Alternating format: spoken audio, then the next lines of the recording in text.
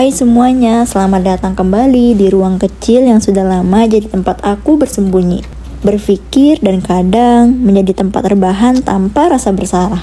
Hari ini aku ajak kalian room tour, tapi bukan sekedar menunjukkan benda-benda. Ini cerita tentang ruang yang menemani hari-hariku. Selamat datang di Apato sederhana tapi penuh kenyamanan dan diam-diam menyimpan banyak cerita. Mari kita mulai perjalanan ini. Begitu pintu terbuka, ini ruang pertama yang menyambut aku setiap pulang kerja. Di sebuah sudut kanan ada sebuah WC sederhana yang selalu menerima siapapun tanpa bertanya dari mana ia datang.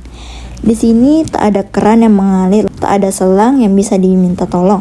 Yang ada hanya botol plastik bening yang berdiri di pojok, seperti penjaga kecil yang tak pernah dipuji tapi selalu bekerja saat dibutuhkan. Botol itu bukan pahlawan, bukan juga alat modern yang dibanggakan orang. Ia hanya wadah kecil yang rela menampung air dari wastafel setiap kali aku datang membawa hajatnya. Di sudut rumah yang tidak pernah benar-benar tidur ada sebuah dapur kecil, ruang sederhana yang selalu terasa seperti pangkuan pagi. Terdapat kompor mungil dan wastafel yang mungil. Satu sentuhan pada tombol kecil ini dapat memberikan lampu yang terang, menyulap ruang sempit menjadi panggung hangat untuk ritual harianku yang tak pernah gagal menghibur hati. Di sebelahnya ada tombol uap untuk menaikkan pelan, mengusap udara seperti doa hangat yang mendaki perlahan menuju langit-langit dapur. Aroma pertama memasak selalu membawa perasaan bahwa hari ini meski sederhana masih punya alasan untuk dijalani. Di sebelah sini, wastafel mungil tersenyum dengan gemericik halus. Ia mungkin kecil, tapi selalu cukup untuk mencuci sisa mimpi yang masih menempel di tanganku. Sudut dapur kecil punku berdiri, kompor mungil listrik, tak besar, tak mewah, tapi selalu setia menjadi titik awal aroma yang menari di udara. Di bawah laci kompor yang mungil ini ada sebuah laci yang selalu menarik perhatian. Di dalamnya tersimpan kisah-kisah kecil seperti biskuit, mie instan, dan rempah-rempah yang diam-diam memberi nyawa pada masakan. Di dapurku yang sunyi ini, ketika dunia terlelap, ada 3 penjaga kecil menungguku dengan cahaya. Kulkas, microwave, dan teko listrik. Dari ketiga elemen tersebut, yang aku favoritkan adalah kulkas. Kulkas bukan hanya mesin, tapi teman diam yang selalu ada di dapur, di kehidupan, dan di setiap detik yang ku jalani. Kulkas itu seperti tempat curhat. Kita bukakan pintunya, kita pandangi isinya, padahal kita tahu gak ada makanan yang baru muncul secara ajaib. Tapi ya gak apa-apa, namanya juga harapan.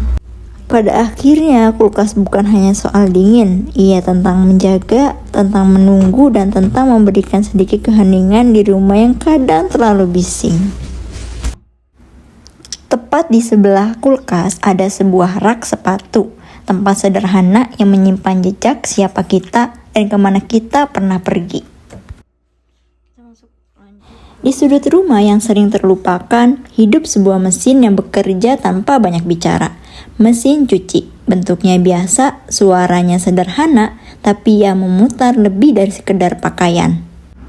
Ketika tombol dinyalakan, ia mulai bernyanyi, dengungannya rendah yang terdengar seperti napas rumah sedang menenangkan diri. Air yang mengalir membasahi setiap serat seakan berkata, tak apa menjadi kotor, aku akan bantu membersihkanmu. Di balik sudut pojok ruangan, tersembunyi ruang kecil yang tak pernah meminta perhatian, tapi selalu memberi kelegaan, yaitu kamar mandi. Di dalamnya ada bathtub yang penuh janji istirahat, shower yang meneteskan kejujuran, dan wastafel mungil yang setia menampung wajah-wajah lelah setiap pagi dan malam. Di salah satu sudut, jemuran berdiri diam, menjaga handuk, pakaian basah, dan sisa-sisa hari kemarin agar bisa kering, agar bisa kembali digunakan, dan agar bisa menjadi terus berjalan. Dan di dinding ada pengaturan suhu kecil yang bisa mengubah suasana. Sedikit hangat, maka ruangan ini berubah menjadi pelukan. Sedikit dingin, maka mandi terasa seperti membangun jiwa yang nyaris tertidur.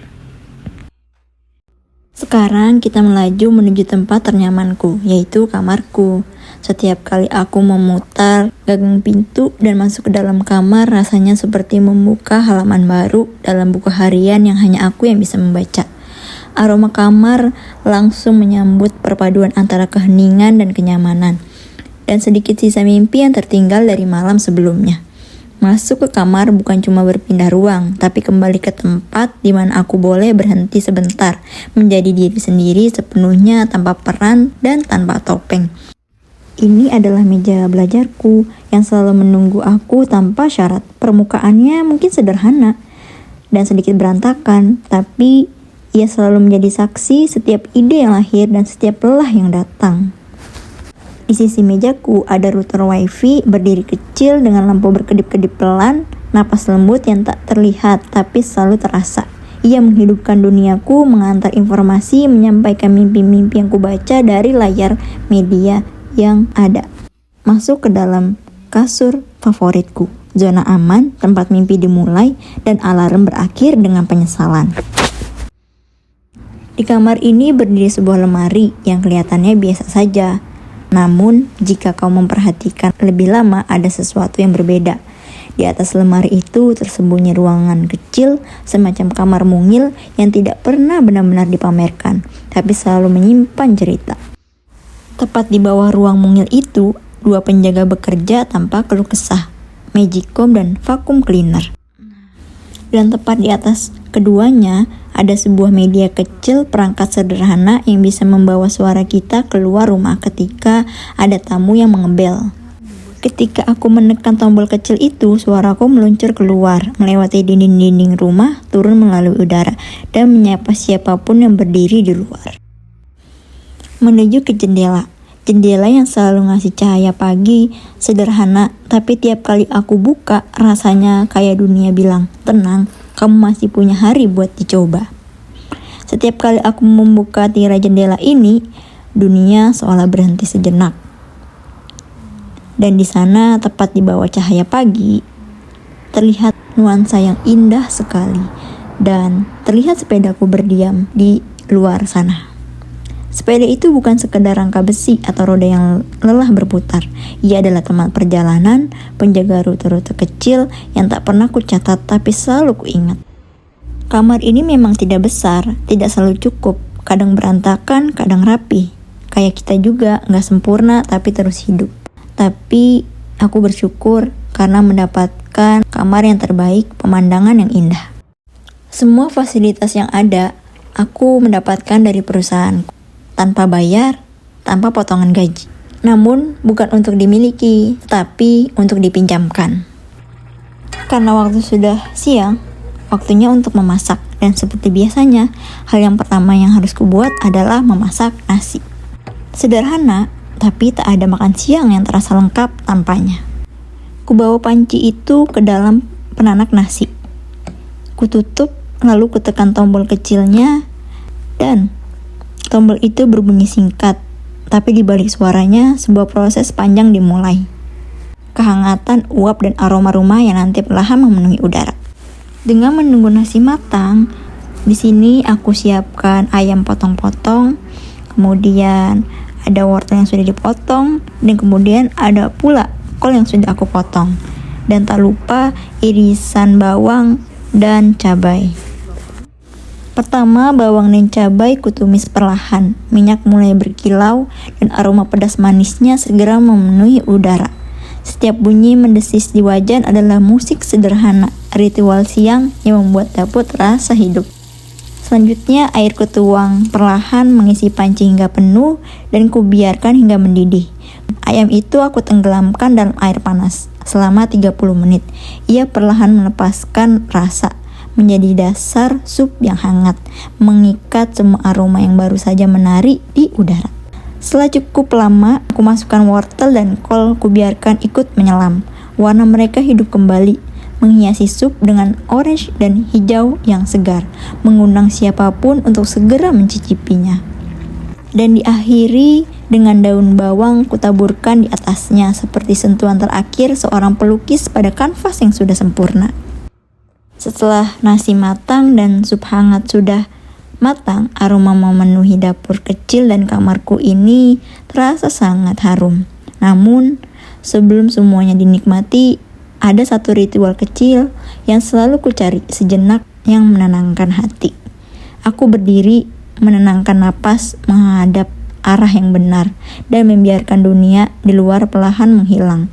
Hanya aku, ketenangan, dan niat yang sederhana, bersyukur, memohon keberkahan, dan menghormati setiap rezeki yang akan masuk ke dalam tubuhku. Detik-detik ini seperti jeda di tengah kesibukan hari, momen di mana aku bisa mendengar diri sendiri, mengatur kembali langkah dan pikiran sebelum melanjutkan kebahagiaan sederhana. Sholat bukan hanya kewajiban, tetapi juga cara untuk memberi ruang hening di tengah hiruk-pikuk kehidupan.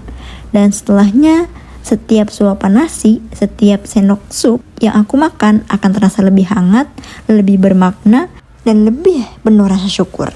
Hari ini selesai dengan hangat, hidup sederhana tapi penuh rasa. Terima kasih sudah menemani hari aku.